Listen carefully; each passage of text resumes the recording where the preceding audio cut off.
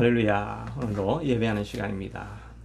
오늘 우리에게 주시는 말씀은 사무엘상 28장 15절에서 20절까지 있는 말씀입니다. 사무엘상 28장 15절입니다. 사무엘이 사울에게 이르되 내가 어찌하여 나를 불러 올려서 나를 승가시게 하느냐 하니 사울이 대답하되 나는 심히 다급하니이다. 블레셋 사람들은 나를 향하여 군대를 일으켰고 하나님은 나를 떠나서 다시는 선지자로도 꿈으로도 내게 대답하지 아니하시기로 내가 행할 일을 알아보려고 당신을 불러 올렸나이다 하더라. 사무엘이 이르되 여호와께서 너를 떠나 내 대적이 되셨거늘 내가 어찌하여 내게 묻느냐. 여호와께서 나를 통하여 말씀하신 대로 내게 행하사 나라를 내 손에서 떼어 내 이웃 다윗에게 주셨느니라. 내가 여호와의 목소리를 청종하지 아니하고 그의 진노를 아말렉에게 쏟지 아니하였으므로 여호와께서 오늘 이 일을 내게 행하셨고 여호와께서 이스라엘을 너와 함께 블레셋 사람들의 손에 넘기시리니 내일 너와 내 아들들이 나와 함께 있으리라. 여호와께서 또 이스라엘 군대를 블레셋 사람들의 손에 넘기시리라 하신지라. 사울이 갑자기 땅에 완전히 엎드러지니 이는 사무엘의 말로 말미암아 심히 두려워하며 또 그의 기력이 다하였으니 이는 그가 하루 밤낮을 음식을 먹지 못하였음이니라. 아멘. 본문의 말씀을 가지고 두렵고 심히 답답할 때라는 제목으로 은혜를 나누기를 원합니다. 우리가 살아가다 보면 세월이 지나도 끊임없이 찾아오는 것이 고난이지요. 때로는 두렵고 심히 답답할 때가 있습니다. 미래가 어떻게 될 것인가 하는 두려움 때문에 밤잠을 설치기도 하고 또 문제가 점점 깊어지니 심히 답답하고 안타까운 이런 시간을 고민스러운 시간을 지날 때가 있죠. 오늘 본문의 사울도 이제 그런 시간을 맞이하게 됩니다. 앞에 3절에 보면 이제 사무엘이 죽었다 하는 내용이 나옵니다. 사무엘 그 영적인 지도자도 떠나버렸고 그 다음에 다른 제사장은 자기가 다 노베 있는 제사장들을 자기가 진멸해 버렸죠. 의지할 데가 아무데도 없는데 블레셋은 큰 세력을 일으켜서 자기에게 나아가고 자기는 이제 점점 더 세력이 약해진 그런 상태에 있게 되어집니다. 그러니까 그가 생각하다가 이제 신접한 여인, 하나님은 대답하지 아니하시니 신접한 여인에게 찾아가서 앞으로 이 전쟁이 어떻게 될 것인가 그걸 물어보게 됩니다. 그러니까 이 신접한 여인이 사무엘을 불러 올립니다. 사무엘이 불러 올려서 오늘 하는 내용이 이제 방금 읽었던 내용이죠. 사무엘이 왜 나를 승가시게 불러 올렸느냐. 이 전쟁이 어떻게 되겠습니까? 하나님이 너가 아말렉을 진멸하라고 한 약속을 어기고 철저히 순종을 하지 않았을 때에 하나님이 너를 버렸고 너의 대적이 되리라고 하지 아니하였느냐. 그러니 내일은 너가 나가서 전쟁에서 너도 죽고 너의 세 아들도 다 죽게 될 것이다. 그러니까 그가 기력이 다 빠져서 주저앉아 가지고 하루 밤낮을 먹지를 못하고 있습니다.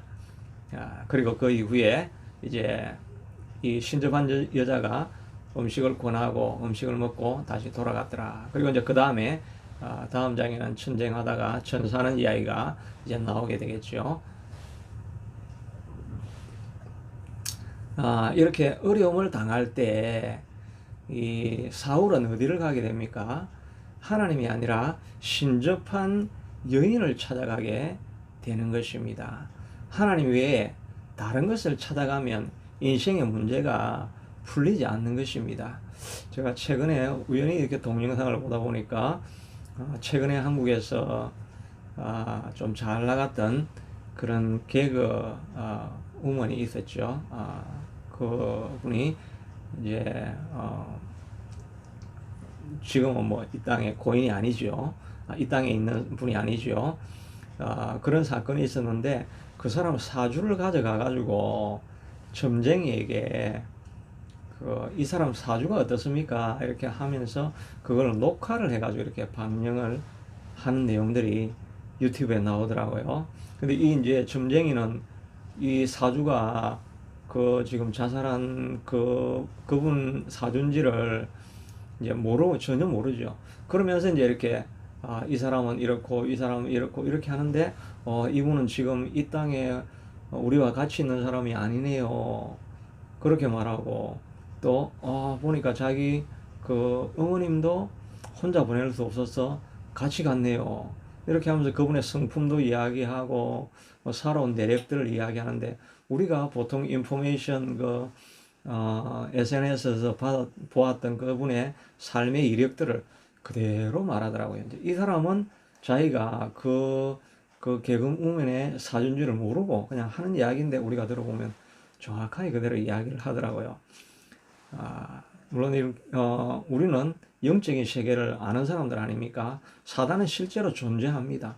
사단은 실제로 존재하고 또 사람의 과거도 알아낼 수 있는 그런 능력도 소유하고 또 오늘 본문에서 이 여인은 엔돌에 있는 이 신접한 여자는 미래에 전쟁이 어떻게 될 것인가까지도 정확하게 이렇게 예언을 하지요.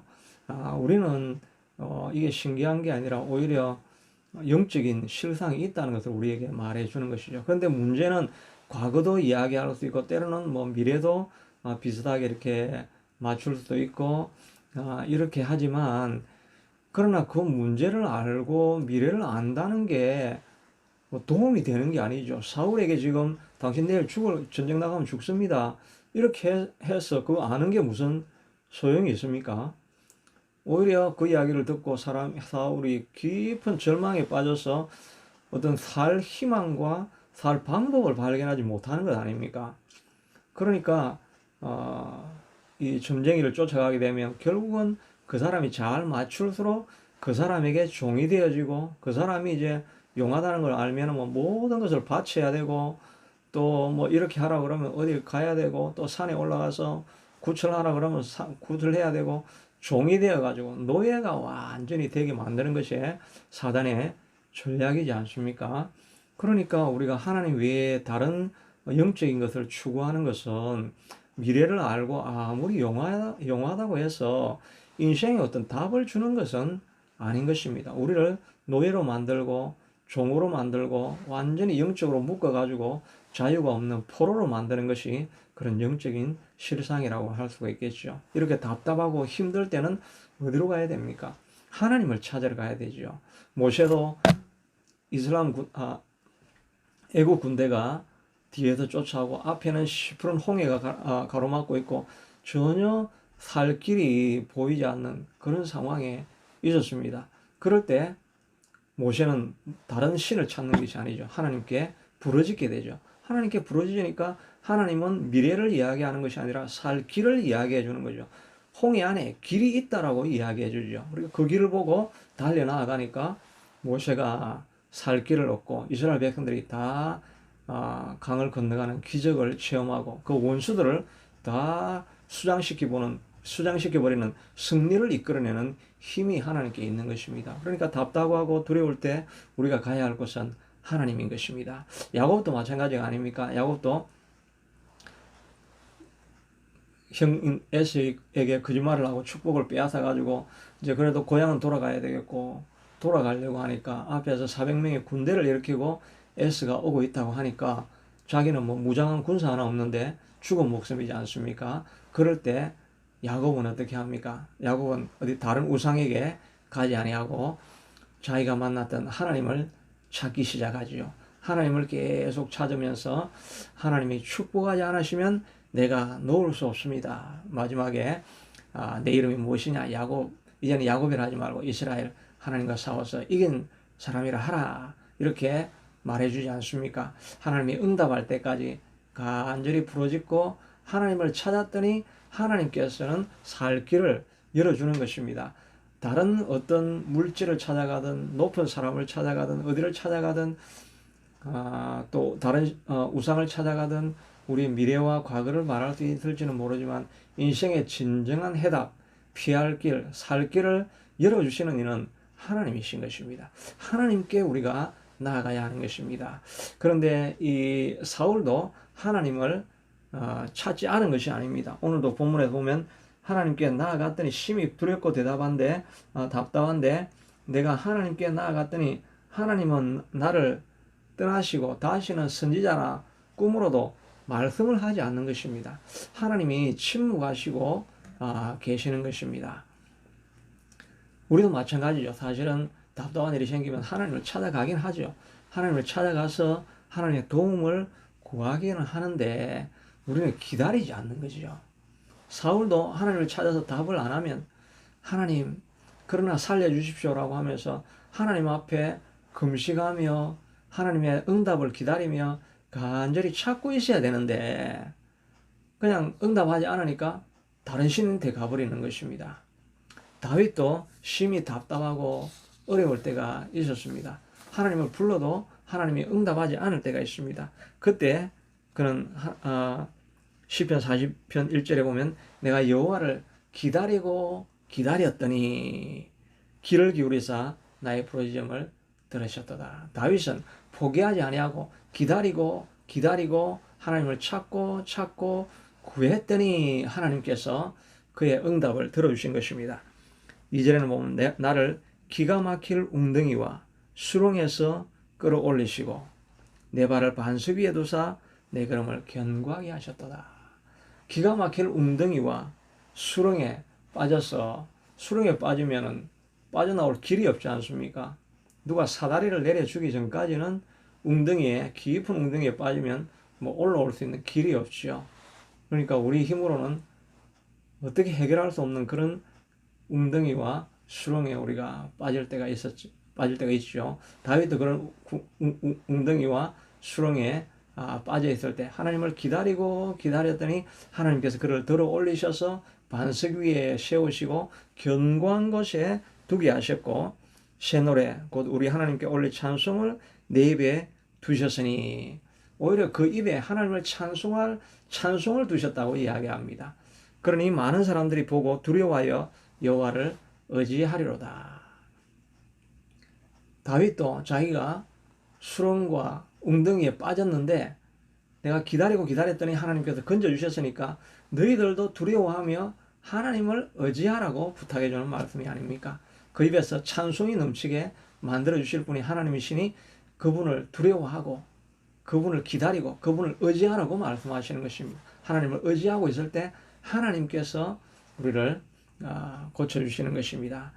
조금 기다리다가 멈추지 말고 계속해서 나아가야 합니다. 사울은 왜 하나님께서 침묵하시고 응답하지 않으셨겠습니까? 그것은 사울이 더 이상 하나님을 순종하지 않았기 때문인 것입니다. 사무엘이 올라와서 응답하는 것이 무엇입니까? 내가 아말렉을 진멸하라고 할 때 내가 아말렉을 진멸을 사울이 했죠. 했는데 다 진멸하지 않고 아각 왕도 살려주고 또 재물이나 우양이나 아주 좋은 것, 살찌고 좋은 것들은 그냥 너무 아까우니까 그냥 가져와서 자기가 사용하려고 완전히 진멸하지 않은 것입니다. 그러니까 그것을 보면서 하나님께서 그의 불순종 때문에 그를 버리시고 다시는 그와 대면하지 아니하시고 오히려 하나님께 대적이 되었다라고 말씀하고 있는 것입니다. 지금도 우리에게 성령님께서 끊임없이 우리에게 말씀하시고 계시지요.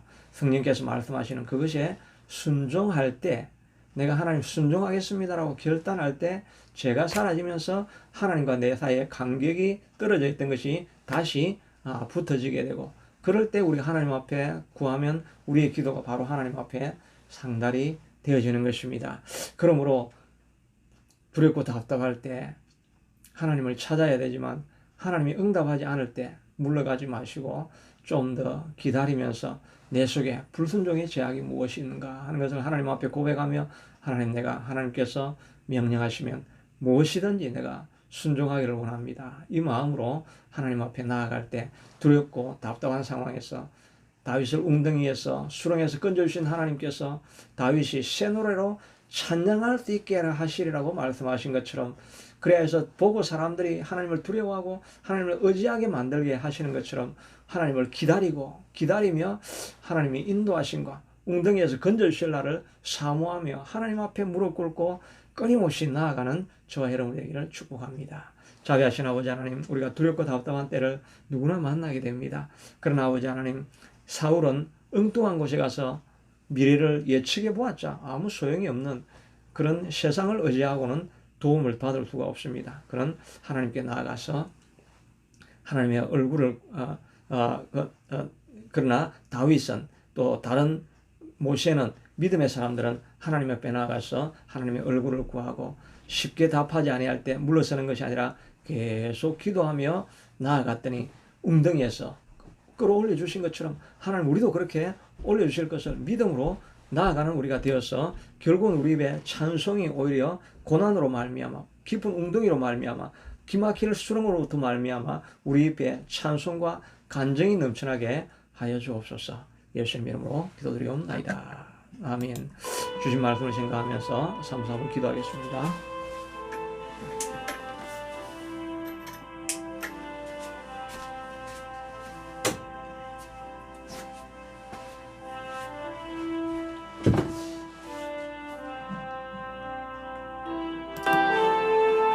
하나님 감사합니다. 그렇습니다. 아버지 하나님, 두렵고 답답한 일, 미래가 보이지 않는 그런 상황 속에서 우리가 돌아가야 될 것은 바로 하나님입니다. 하나님의 얼굴을 구하고 야곱이 하나님을 찾았던 것처럼 다윗이 하나님을 찾았던 것처럼 여호와를 기다리며 하나님의 인도하심과 도움을 간절히 구하고 살아갔던 것처럼 아버지 하나님 도움을 구하며 살아갈 수 있도록 도와주시고 성령이 우리에게 말할 때 순종하며 주의 말씀이 무엇이든지 순종합니다라고 하는 응답을 통해서 살아가서 하나님께 영광이 되는 삶을 살아갈 수 있게 되도록 우리 하나님이여 도와주시옵기를 간절히 원하고 소원합니다. 자녀신 아버지 하나님 주님 도와주시옵소서.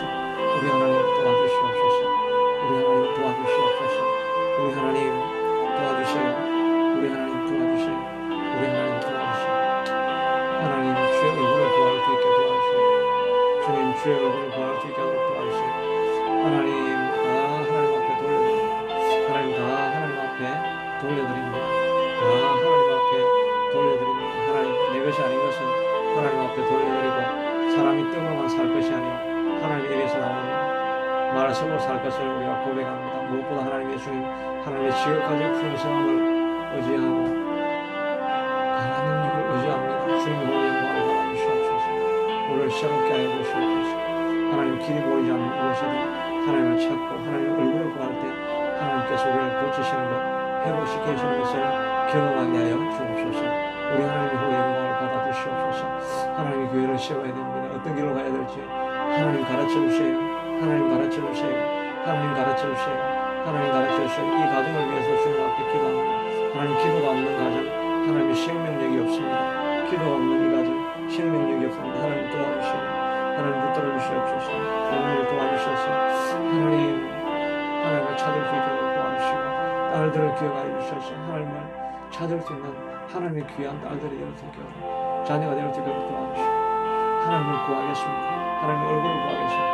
하나님의 무엇인지를 알지 못하니 하나님의 주님께서 깨끗하게 고쳐주시고 온전케 하여 주시옵소서. 하나님의 주님 찾을 수 있게 하도록 하나님 도와주시옵기를 주님